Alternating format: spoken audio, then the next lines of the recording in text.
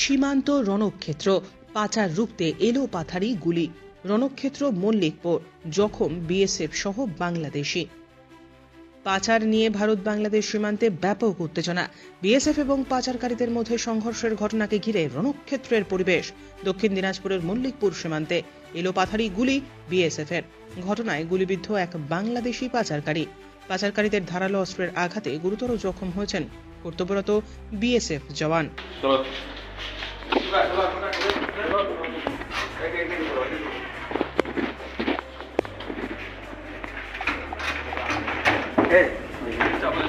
বুধবার ভোররাতে ঘটনাটি ঘটেছে দক্ষিণ দিনাজপুর জেলার গঙ্গারামপুর ব্লকের মল্লিকপুর সীমান্তে।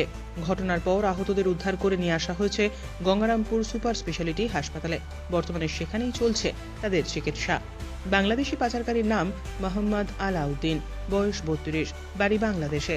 আহত বিএসএফ জওয়ানের নাম উরফেজ কুমার, বয়স 27, বাড়ি বীরভূম জেলার রামপুরহাটে। আহত 91 বিএসএফ ব্যাটালিয়নের ওই জওয়ান ওই দিন মল্লিকপুর বিওপিতে কর্তব্যরত ছিলেন। বিএসএফ সূত্রে খবর, আগাম খবর পেয়ে বুধবার রাতে প্রায় 5 জন সশস্ত্র বাংলাদেশি পাচারের উদ্দেশ্যে ঢুকে পড়ে ভারতীয় সীমান্তে।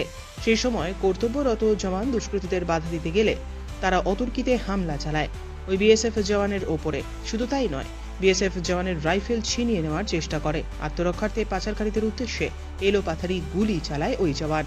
ঘটনায় মোহাম্মদ আলাউদ্দিন নামের ওই বাংলাদেশি পাচারকারী গুলিবিদ্ধ হলেও বাকিরা পালাতে সক্ষম হয়। এদিন সেই খবর প্রকাশ্যে আসতেই ব্যাপক শোরগোল পড়ে যায়। আহতদের উদ্ধার করে নিয়ে আসা হয় গঙ্গারামপুর সুপার স্পেশালিটি হাসপাতালে। গোটা বিষয়টি খতিয়ে তদন্তে নেমেছে গঙ্গারামপুর থানার পুলিশ। জানা গিয়েছে, গঙ্গারামপুরের সুখদেবপুর গ্রাম পঞ্চায়েতের ওই মল্লিকপুরের উন্মুক্ত সীমান্ত এলাকায় বেশ কিছুদিন ধরেই কাঁটাতারের বেড়া দেওয়ার কাজ শুরু হয়েছে, যে এলাকা দিয়ে পাচার করার চেষ্টা করছিল ওই বাংলাদেশি পাচারকারীর দল। এর আগে যে সীমান্ত দিয়ে গরু পাচারের সময় 5টি গরু উদ্ধার করেছিল বিএসএফ জওয়ানেরা।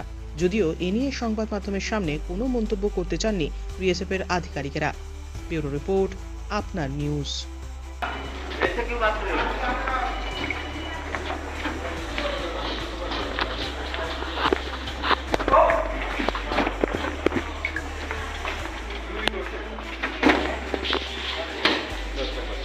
इधर क्या करोगे अंदर आने